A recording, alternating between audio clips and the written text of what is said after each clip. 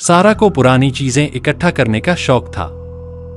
एक दिन वह एक पुराने बाजार में घूमते हुए एक सुंदर प्राचीन आईना देखती है। यह आईना बहुत ही आकर्षक था। उसका फ्रेम जटिल बेलों और फूलों के डिजाइन से सजाया गया था। हालांकि कांच थोड़ी धुंधली थी, उसमें कुछ रहस्यमयी आकर्षण था। दुकानदार, एक बुजुर्ग व्यक्ति, उसे बहुत ही कम दाम में बेच देता है, यह बताते हुए कि यह आईना पीढ़ियों से उनके परिवार में था। सारा खुश होकर आईना खरीद लेती है और उसे अपने बेडरूम की दीवार पर लगा देती है। शुरुआत में आईना सारा के कमरे में बहुत अच्छा लग रहा था, मानो उसके कमरे की सुंदरता बढ़ गई हो। लेकिन जल्द ही उसे अजीब चीजें महसूस होने लगीं। रात में जब वह सोने की तैयारी कर रही होती, आईने में कुछ अनजाने प्रतिबिंब दिखने लगते, ऐसी हलचलें जिन्हें वह समझ नहीं पाती। एक रात जब वह अपने बालों में कंघी कर रही थी, उसने देखा कि आईने में उसके पीछे कोई परछाई हिल रही है। घबराकर उसने पीछे देखा, लेकिन कमरे में कोई नहीं था। उसने इसे अपनी कल्पना मानकर नजरअंदाज कर दिया, लेकिन डर की भावना उसके मन में बनी रही। अगले कुछ दिनों में ऐसी घटनाएं बढ़ने लगीं। आईना कभी कभी ऐसी चीजें दिखाता जो वहां नहीं होती, जैसे कमरे में कुछ और सामान या उसके चेहरे के हाव भाव में कुछ हल्का सा बदलाव, जैसे कोई अनचाही मुस्कान। आईने के पास खड़ा होकर उसे अजीब ठंड का एहसास होता, मानो वह कमरे की गर्मी को सोख रहा हो। सारा ने इसे नजरअंदाज करने की कोशिश की, लेकिन हर रात उसके अंदर का डर बढ़ता जा रहा था। एक रात सारा एक धीमी आवाज से जाग गई, जैसे कोई फुसफुसा रहा हो। उनीदी और भ्रमित उसने बिस्तर से उठकर चारों ओर देखा। उसकी नजर आईने पर गई। वहां आईने में एक आकृति दिख रही थी।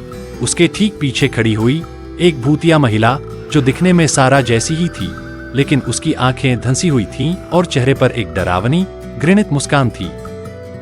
सारा का दिल तेजी से धड़कने लगा।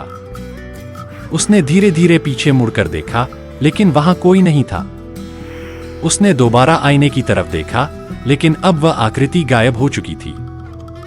डरी हुई सारा ने इसे सिर्फ एक बुरा सपना या रोशनी का धोखा मानने की कोशिश की, लेकिन दिल की गहराई में वह जानती थी कि आईने के साथ कुछ भयंकर गड़बड़ थी। अगले दिन उसने आईने को अपने बेडरूम से हटाकर अटारी में रख देने का फैसला किया, यह सोचकर कि शायद इससे सारी परेशानियां खत्म हो जाएंगी। लेकिन आईने को हटाने से चीजें और भी भयानक हो गईं। उसी रात सारा ने अटारी से हल्की सी पदचाप सुनी, उसके बाद एक धीमी, भयानक धुन। अब वह और बर्दाश्त नहीं कर पा रही थी।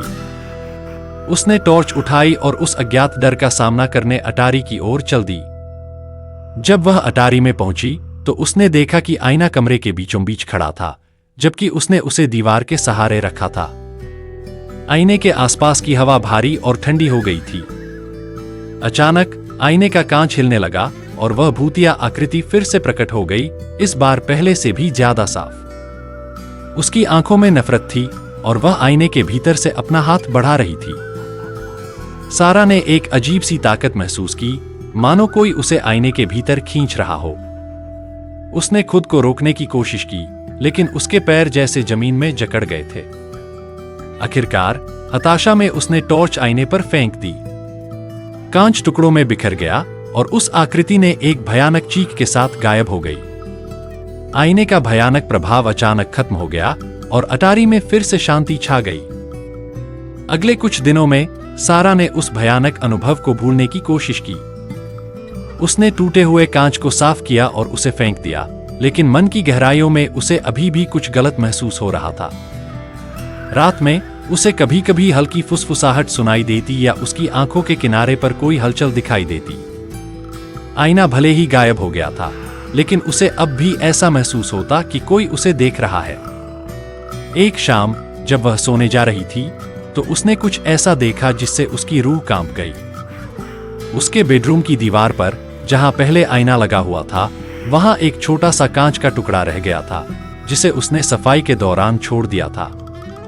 वह बहुत छोटा था, लेकिन उसमें दिख रहा प्रतिबिंब सारा को चौंका गया। उस छोटे से कांच के टुकड़े में वह भूतिया आकृति फिर से दिखाई दी, अभी भी मुस्कुराते हुए, अभी भी उसका पीछा करते हुए। आखिरकार सारा इस डर के साथ और नहीं जी सकी।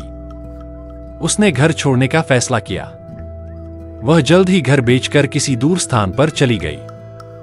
नए मकान मालिकों को कांच का वह छोटा टुकड़ा मिला, लेकिन उन्होंने उस पर ध्यान नहीं दिया। जल्द ही उनके घर में भी अजीब घटनाएं शुरू हो गईं। भले ही आईना टूट गया था, लेकिन उसका श्राप अभी भी जिंदा था, अगले शिकार की प्रतीक्षा में जो उसके जाल में फंस सके। और ऐसे ही भूतिया कहानी के लिए हमारे YouTube चैनल को सब्सक्राइब कर लेवे।